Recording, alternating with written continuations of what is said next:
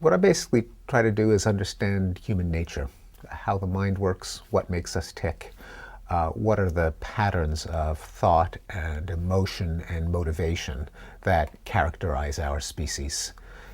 I focus on language, partly because you can't make a living out of studying human nature. It's just too big a topic. You've got to pick something tractable to study.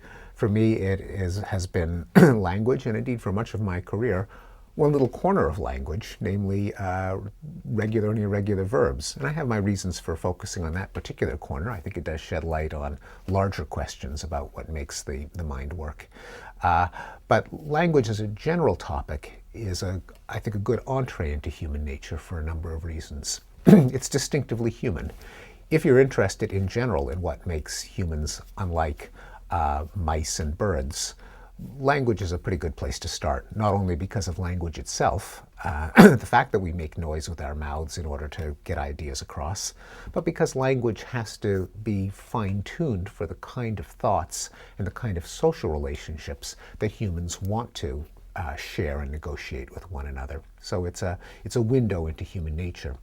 It's also figured in debates on human nature, perhaps most famously with Chomsky in the late 50s, using language as a way to rehabilitate the idea of innate mental structure, something that was virtually taboo in the 1950s. He said language is a very good candidate for something that is innately and uniquely human.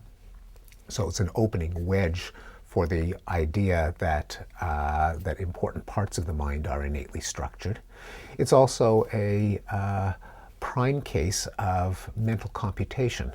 It's very hard to make sense of language, of our ability to string words into new combinations, sentences that other people have never heard before but can very quickly understand for the first time, without appealing to the idea that we have a mental algorithm, a set of rules or a recipe or a formula that picks words out of a memory store and strings them together in combinations where the order as well as the choice of words is meaningful.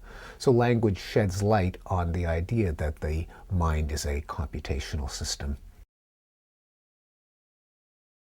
My main preoccupation today is using language as a window into human nature. I've studied language in the past as an example of human computation. What are the kinds of simple operations of lookup and combination that the mind is capable of? How is language structured? What I'm turning to now is the interface between language and the rest of the mind, how language can illuminate our social relationships.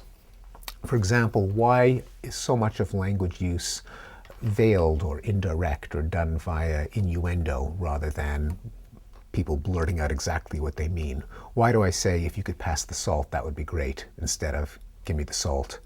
Why does someone make a sexual overture in terms of, would you like to come up and see my etchings, rather than, do you want to have sex? Why are threats so often veiled? You know, nice story you got there, would be a real shame if something happened to it. Given that the listener knows exactly what the speaker had in mind, it's not that anyone is fooled by the charade, but nonetheless, some aspect of the social relationship seems to be preserved if the request is slipped in between the lines. I'm interested in what that says about human relationships, about hypocrisy and taboo, also what it says about the kinds of relationships we have, like dominance versus intimacy and communality versus exchange and reciprocity. Just to be concrete, why do you say, if you could pass the salt, that would be great? Well, in issuing an imperative, you're kind of changing the relationship. You're turning it into one of dominance. You're saying to a friend or to a stranger, I'm going to act as if I can boss you around and presuppose your compliance. You may not want to move the relationship in that direction. At the same time, you want the damn salt. So if you say, if you could pass the salt, that would be great, it's such a non sequitur that the intelligence of the listener can figure out that it really is a request. But both of you know that you haven't actually turned the relationship into a superior, inferior.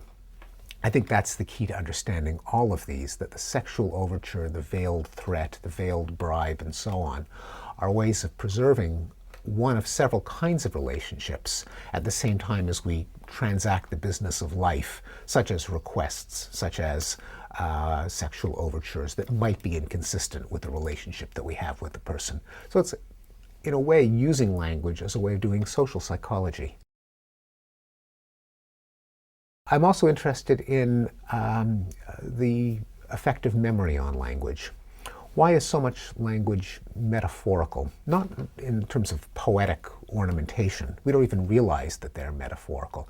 If we said, say something like, he moved the meeting from 3 to 4, we're using the metaphor of time as a line, that is a spatial dimension, of a meeting as a thing, and of rescheduling as causing motion. If we say, I had to force myself to be polite, we're, without realizing it, using a metaphor of our natural inclination as inertia, a change in inclination as the application of force, and indeed as conflicting tendencies as different objects or people inside our skull being shoved around. It's almost hard to find an example of language that's not metaphorical.